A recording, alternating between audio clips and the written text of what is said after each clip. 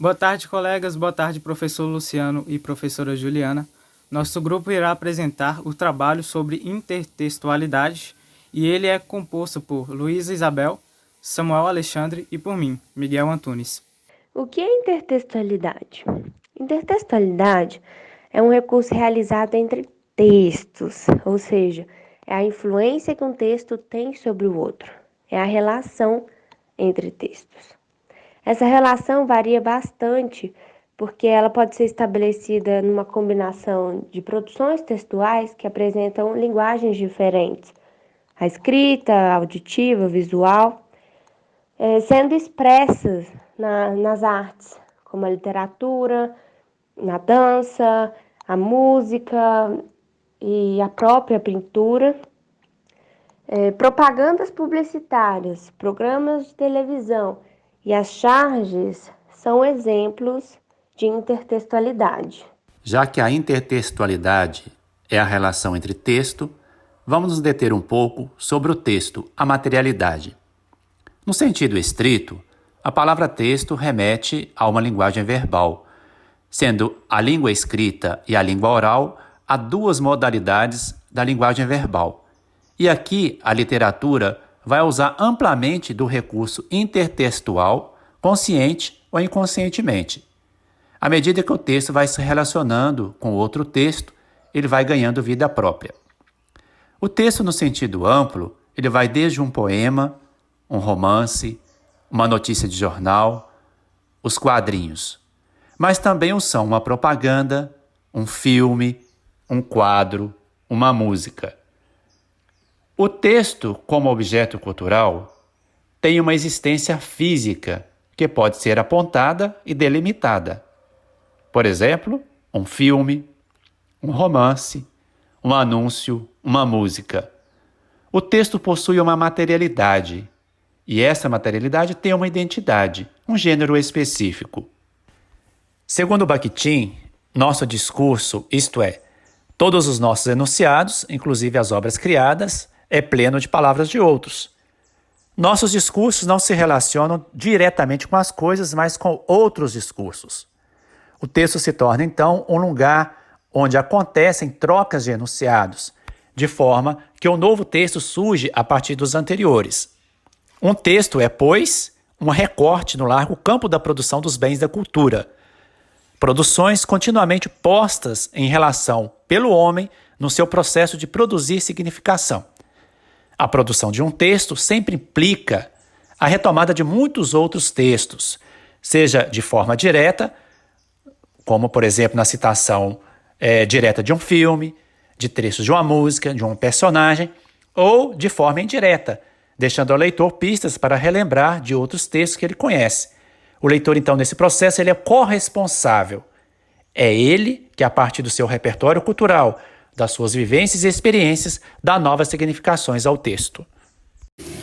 Bom, vou falar um pouco sobre a relação entre o texto e o destinatário. De acordo com os verbetes, a significação de um texto se dá no jogo de olhares entre o texto e o seu destinatário. O destinatário seria, no caso, o público-alvo daquele texto específico.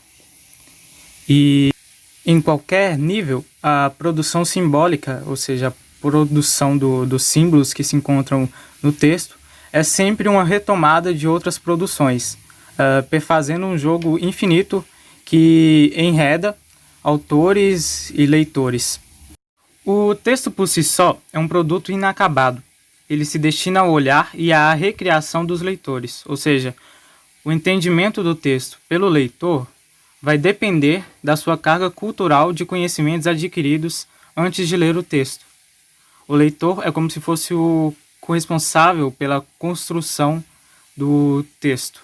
Bom, agora nós trouxemos alguns tipos de intertextualidade que foram citados em ambos os verbetes. As citações, paráfrases, epígrafe, pastiches, alusões, referências e paródia. Citação é quando um autor acrescenta partes de outras obras na sua produção e, dessa forma, sua obra ganha credibilidade. As paráfrases são recriações de um texto que já existe, mantendo a ideia dele, porém utilizando outras palavras. A epígrafe é um acréscimo de parágrafo ou frase que se relacione com o texto que está sendo escrito. Pastiche é a mescla de diversos estilos em uma obra só. Referências ou alusões é um tipo de intertextualidade que acontece indiretamente por meio de características simbólicas, ou seja, é o contrário das citações. Está na essência do texto. A paródia é uma imitação, né, onde se utiliza da crítica e a ironia, muito utilizada em textos humorísticos. Retomando sobre a intertextualidade. Segundo Kristeva, todo texto se constrói como mosaico de citações. Todo texto é absorção e transformação de um outro texto. O que se coloca diante dos nossos olhos, esse discurso verbal que nos invade no momento exato da leitura, é um mosaico de citações que absorve e transforma produções anteriores. O texto literário se apresentaria como um feixe de relações intertextuais. O poeta não é só aquele que cria, que faz a linguagem, é também um ladrão de palavras, do repertório de uma dada tradição. A intertextualidade se dá, pois, tanto na produção como na recepção da grande rede cultural de que todos participam. Filmes que retomam filmes, quadros que dialogam com outros, propagandas que se utilizam do discurso artístico, poemas escritos com versos alheios, romances que se apropriam de formas musicais. Tudo isso são textos em diálogo com outros textos, ou seja, intertextualidade. E o leitor, ao receber essa materialização, é uma atitude responsiva e, a partir do seu conhecimento do mundo cultural e literário, vai construindo sentidos ao texto, dando-lhe novas significações. O sentido de um texto não está lá dado, ele é construído a partir de uma ação responsiva do leitor em sua recepção. A intertextualidade é ferramenta importante, porque revela as vozes e falas que habitam todo o texto. Os textos dialogam entre si, seja de forma sutil ou de maneira direta. O texto deixa pistas para que o leitor seja capaz de fazer a associação entre um texto e outro. Uma vez que o texto está sempre em diálogo com outros textos, este não deve e não pode ser compreendido ou avaliado de modo isolado dessas outras vozes. O texto nasce nessa inter-relação com outros textos. O escritor, quando elabora um texto, recorre a leituras anteriores, recupera fragmentos de uma obra e transforma-os em outro texto, até ganhar vida própria em um outro contexto. O texto não é visto como produto acabado em si mesmo, e sim como resultado do processo de interação entre locutor e interlocutor, em uma dada situação comunicativa. Para Anthony Compagnon, escrever é, pois, sempre reescrever, não difere de citar. Ler ou escrever é realizar um ato de citação.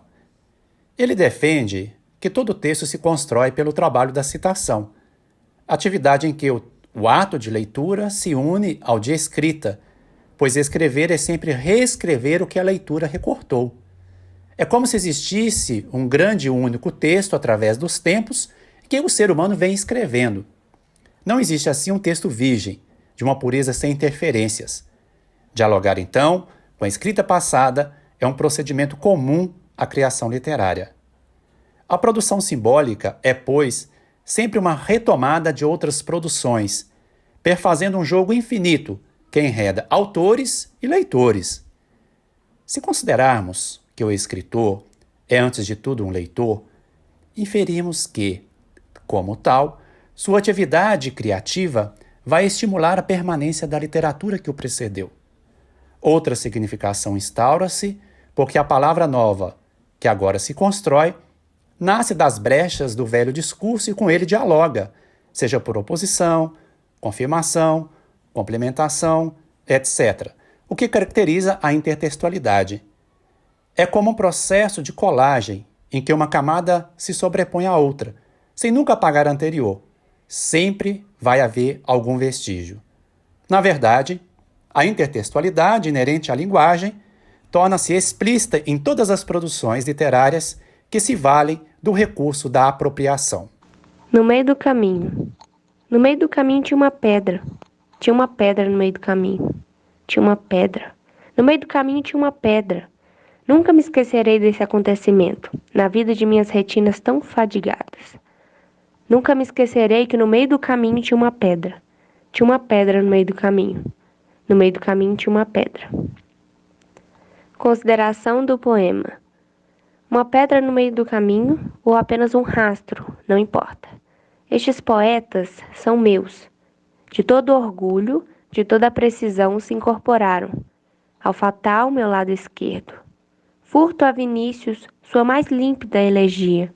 Bebo em Murilo, que Neruda me dê sua gravata chamejante. Me perco em Elaporiné.